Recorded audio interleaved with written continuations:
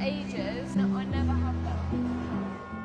Is it harder for women to lose body fat compared to men? Let's talk about it. First things first, fat loss works the same way in women as it does in men. You need to be in a calorie deficit. That part is universal. But here's where sex differences actually matter. Men typically have more muscle mass and a higher body weight, which means that on average they have a higher resting energy expenditure. In other words, they burn more calories. That makes being in a deficit slightly easier for men because the same reduction in total calories is actually a smaller percentage of their total intake. For example, if a man maintains his body weight at 2,500 calories, 500 calorie deficit is about a 20% reduction of their maintenance calories. If a woman maintains on 1,500 calories, the same 500 calorie deficit is 33% of her intake. So she's likely to feel hungrier and have less energy on the same caloric reduction compared to a man. In addition, she will have way less flexibility when it comes to her food choices. For example, for that same man, a 700 calorie slice of pizza is about 28% of his daily calories. But for the woman, it's about half of her total caloric intake. That doesn't mean that she can't eat it just means that there's a much higher trade-off cost and there's less margin for error. On top of that, women tend to experience real changes in their hunger, fatigue, and cravings across the menstrual cycle. And that can make sticking to a deficit feel harder at certain times because it is. All of this means that getting very lean, especially lean enough to have a visible six-pack, is often more difficult for women than it is for men. And in general, this is why I think that women typically do better with a smaller deficit, a slower rate of fat loss, and more flexibility built into their plan so it feels more sustainable and doable overall. Hope this helps.